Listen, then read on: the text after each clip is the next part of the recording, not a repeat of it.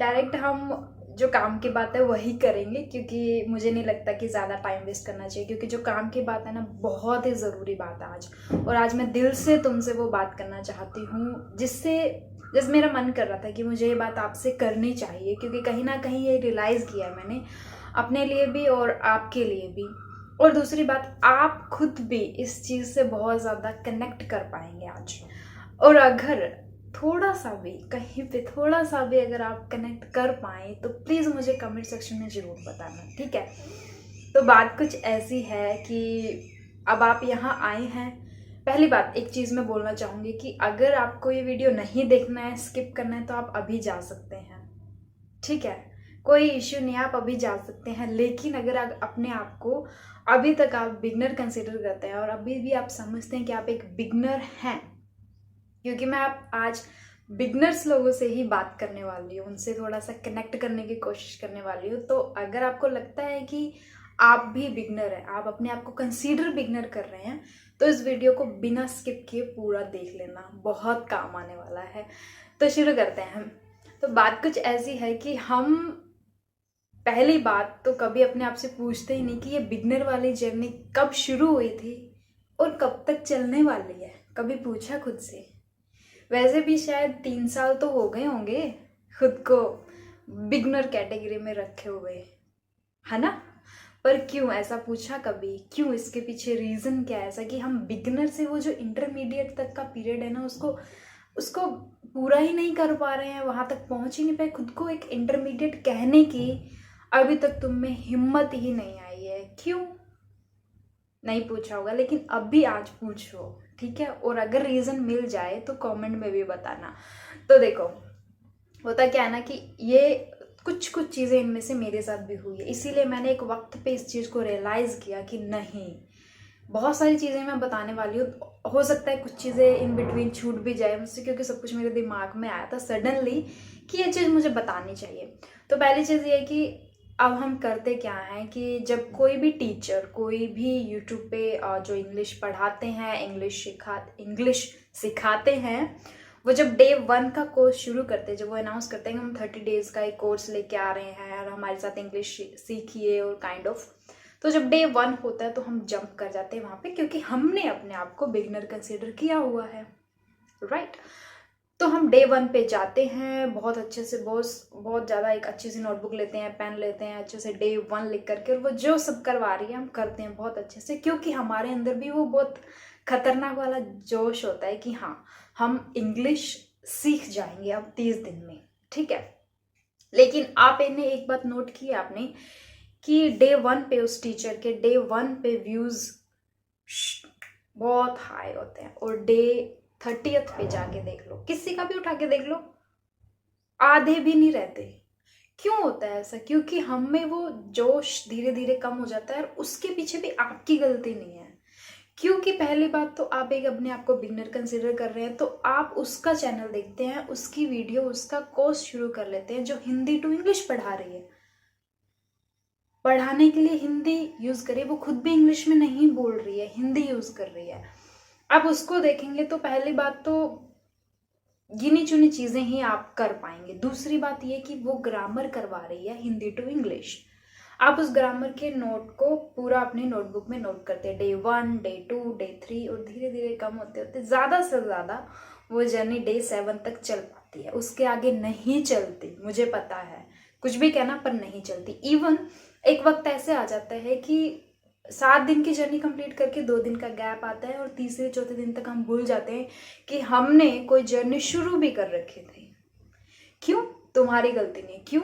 बहुत ज़्यादा traditional method से जब वो करवा रहे हो, ग्रामर पैटर्न ही दोबारा करा रहे हैं। एक ग्रामर पैटर्न्स ही तो हैं जिन्होंने आपको डरा के रखा हुआ था, जिनकी वजह से आपको इंग्लिश बोरिंग लग रही थी, लेकिन आपके पास फिर भी कोई ऑप्शन नहीं, आप जाकर के वही शुरू कर रहे हैं और टीचर वही शुरू करवा रहा है, और तुम उसमें जंप कर जाते। क्यों? कि अपने आप को बिगनर कंसीडर किया हुआ है, इसलिए। पहली चीज। दूसरी चीज, अगर आपको ये थोड़ा सा मोनोटोनस लगने लगता है, आप इसको छोड़ करके जा करके कोई जब वो कैब करवाने लगता है, डे 1 की वो कैब करते, तो हम वहां जंप कर जाते हैं। डे 1, डे 2, डे 3 बहुत जोश से शुरू करते हैं, एक दिन की 10 वो कैब नोट करते हैं। 10 वो कैब रियली यूज करोगे क्या? नहीं। इतना आसान थोड़ी है, क्योंकि उनका काम तो पढ़ा देना है, मटेरियल दे दिया, ग्रामर का मटेरियल दे दिया, वोकैब का मटेरियल दे दिया। अब क्या, हम तो बिगनर ही रह गए ना, अब हमारा क्या? तो उसको कौन डील करेगा, कैसे होगा? वो तो तुम्हें ही सोचना पड़ेगा, हमें खुद सोचना पड़ेगा कि अब इसके साथ मैं कैसे डील करूं। अब वो हमें कोई समझा नहीं पाता, कोई बता नहीं पाता ना, हमारे पास खुद के पास वो इतना वो है कि हम कैसे करें इसको। वो चीज़ें तो नोट कर ली वहां से। और नेक्स्ट चीज़, एक और अच्छी बात बताती हूँ कि थोड़ा सा जिसमें दिमाग होगा, थोड़ा सा स्मार्टली सोच रहा होगा, तो वो क्या करेगा, ग्रामर वाली क्लासेस भी नहीं करेगा, वो कैब वाली भी नहीं करेगा। उसको पता है अल्टीमेटली धीरे धीरे वो कैब्स आती हैं। ऐसे 10 दिन, एक दिन में 10 वो कैब कर ली, नहीं आएंगी। उसे पता है एक वो कैब, 2 कैब उठानी है, करनी पड़ेगी, ऐसे ऐसे आ पाएगी, सॉरी। तो वो क्या करता है, वो उनकी क्लासेस में जंप करता है। कहाँ पे? जहाँ पे डे 1 पे हम 100 सेंटेंसेस करने वाले हैं, डेली यूज 100 सेंटेंसेस। अब हम वहां जंप करते हैं क्योंकि हम ये 2 चीज़ों से बोर हो चुके हैं, तो हम वहां जाते हैं। वहां से हम क्या करते हैं, एक दिन के 100 सेंटेंसेस लिख लेते हैं बहुत ही शानदार तरीके से, बहुत ही मतलब डे 1, डे 2, डे 3, वही 7 दिन की जर्नी चलती है। और फिर हम उसे भूल जाते हैं, नोटबुक की बंद और रख दे। अब जब कोई सामने से एक बार आ करके कोई इंग्लिश में एक सवाल भी कर दिया, तो हम उसका जवाब नहीं देंगे। इवन दिल धक धक धक धक और करेगा कि अब बोले क्या, क्योंकि वो जो इंग्लिश के सेंटेंसेस लिखे थे, वो किस सिचुएशन में कहाँ कैसे यूज करने हैं, कैसे काम आएंगे, कैसे उनकी प्रैक्टिस करनी है, नहीं पता। उन्होंने लिखवाए, हमने लिख लिए।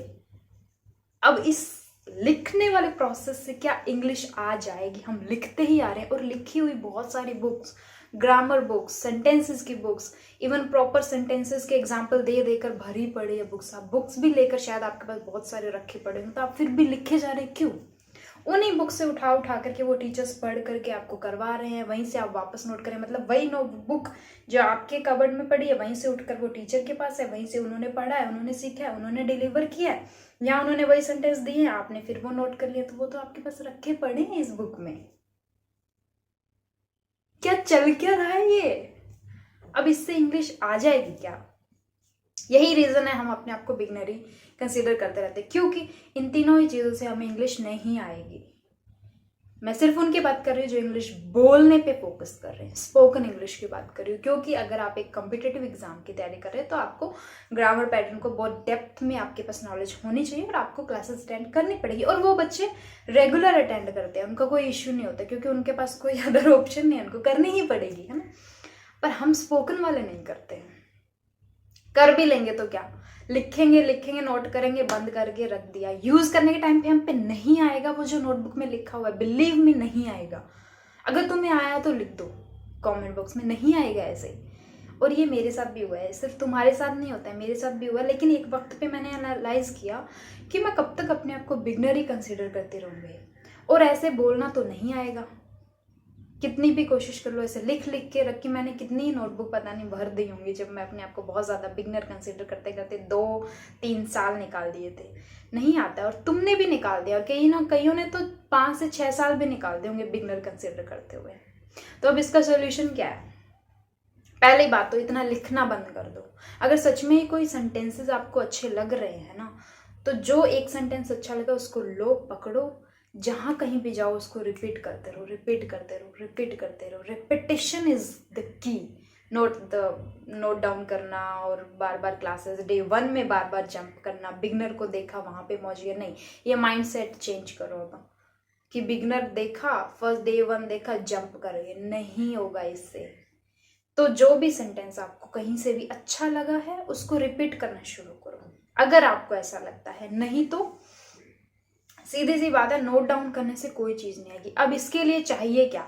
अब आपका जो जोश है ना, जो 7 दिन, डे 1 पे बहुत अच्छा होता है, 7 डे पे बहुत ही कम हो जाता है, और उसके बाद तो आपको पता नहीं चलता कोई जर्नी चल भी रही थी, क्योंकि हम अटेंड ही नहीं करते 30 डेज तक। तो ठीक है, तो मेन चीज है जो मैंने एक अपने शॉर्ट वीडियो में भी डिस्कस की थी, बहुत ही शॉर्ट वे में, 3 चीज़ें जिन पे आपको बहुत बहुत अच्छे से काम करना है। अपने साथ बैठिए, अपने आप को बहुत ज़्यादा वक्त दीजिए, और देखिए कि आप क्या सच में क्या चाहते हैं। तो उनमें पहली चीज़ आती है मैसिव डिज़ायर। आप अपने आप को देखिए कि आपके अंदर सच में एक डिज़ायर है ये चीज़ करने की, आप सच में करना चाहते हैं, आप इंग्लिश बोलना चाहते हैं, सीखना चाहते हैं।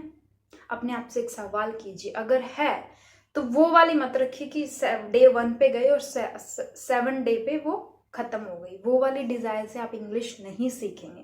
तो इस पे काम कीजिए। पहले अपने माइंड में ये बनाइए, अपने आप से पूछिए, वो होनी चाहिए। और अगर वो है तो आपको कोई रोक ही नहीं सकता इंग्लिश सीखने से। उसके बाद मैंने सेकंड चीज पे बात की थी, वो है आपका स्ट्रॉन्ग डिटर्मिनेशन। अब ये कोई डिटर्मिनेशन हुआ? डे 1 पे शुरू किया, डे 7 पे खत्म, उसके बाद भूल गई, ये कोई डिटर्मिनेशन है क्या?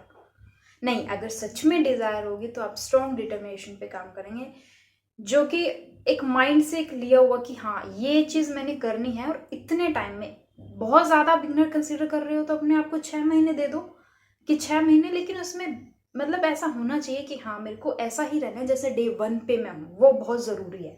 डे 1 पे जो जोश है वो डे 7 पे होना चाहिए, डे 7 पे है वो डे 14 पे, and then 30th and then 60th। और 6 महीने का एक प्रॉपर आप डिटर्मिनेशन लो कि हाँ मैंने करना है, ना कि बस 7 दिन का। ठीक है। Third thing is deliberate action plan with rigorous practice. अब डेलिब्रेट एक्शन प्लान भी कई लोग क्या है बनाते हैं, पेपर में लिखते हैं, अपनी डायरी में लिखते हैं, लेकिन वो अंदर ही रह जाता है या 3 दिन चलता है। तो इसको रिगरस प्रैक्टिस के साथ लेके जाना है। कैसे कि अगर आपने, कई बार क्या होता है लोग रखते हैं कि 30 मिनट की रीडिंग करूंगा और 30 मिनट का स्पीकिंग करूंगा या 30 मिनट का मैं लिसनिंग करूंगा। ठीक है, लिख तो दिया, एक डेलिब्रेट एक्शन प्लान तो बना लिया। अब उस प्लान पे एक्शन लेगा कौन, एक्चुअल में प्रैक्टिस करेगा कौन? वो आपको अपने आप को रोज उठाना है, रोज पुश करना है कि जाओ तुम्हें ये चीज करनी है। एक रिगरस प्रैक्टिस लेकर आनी है। और हाँ, जब बीच में ब्रेक आ जाए, जैसे आपने ये चीज 6 दिन कर ली, अब एक कोई भी इमरजेंसी आ गया या कोई भी अनफोर्सिन सिचुएशन है जिसको आप डिनाई नहीं कर सकते, इग्नोर नहीं कर सकते, तो आपके जर्नी में 2 दिन का 3 दिन का गैप आ गया, तो आप हताश होकर के डे 1 से शुरू करने की जरूरत नहीं है या फिर भूलने की जरूरत नहीं है। जल्दी से वो जो डे 6 डेज में जो आपने किया उसको फटाफट रिवाइज करो और आगे शुरू करो। बार बार पीछे जाकर, बार बार बिगनर कंसीडर करके, बार बार डे 1 पे जंप करना आपको, मतलब कब तक आप इसको लेकर चलोगे? आप कैसे एक अच्छे स्पीकर बनोगे? इंटरमीडिएट एंड देन एडवांस कैसे बनोगे अगर बिगनर स्टेज को ही पार नहीं कर पा रहे हो? तो ये बहुत बड़ी चीज है, आपने कभी नहीं सोची होगी, लेकिन आप सोच के देखिए, आपने कम से कम नहीं तो 3 साल से खुद को बिगनर कंसीडर किया हुआ, और ये बहुत बड़ी चीज है। कब तक करोगे? इससे बाहर आओ। और अगर आपने बहुत सारे सेंटेंसेस नोट कर लिए हैं, चीजें कर ली है, तो अब उन पे स्पीकिंग की प्रैक्टिस करो। वो बहुत जरूरी है, बहुत जरूरी है। आपने 100 सेंटेंसेस नोट कर लिए, डजेंट मैटर, उससे इंग्लिश नहीं आएगी, लेकिन किए उनमें से 2 पिक करो आज, 2। और जहां भी जाओ, जिस भी दोस्त के पास जाओ, वो हंस रहा है, वो सुन रहा है या नहीं सुन रहा है, ये भी सोचने की जरूरत नहीं। उसके सामने बोलते रहो, बस बोलते रहो। कोई तो एक आधा फ्रेंड होगा जो आपकी बकवास भी सुनता होगा, तो बोलते रहो। आप दिन भर में बकवास भी तो इतनी करते हो, वो भी तो वो सुन लेते हैं। तो इससे अच्छा ये है ना कि आप 2 सेंटेंस पकड़ के वो बोलते रहो। आप खुद ही अपनी जर्नी को 7 दिन बाद भूल जाते हैं, तो कोई आपको कैसे सपोर्ट करेगा या फिर एनवायरनमेंट कैसे क्रिएट होगा? कम से कम आप तो अपनी जर्नी को याद रखिए ना। और इसी वजह से 7 दिन बाद हम भूल जाते हैं, इसी वजह से वो जर्नी फिर से डे 1 से शुरू हो जाती है।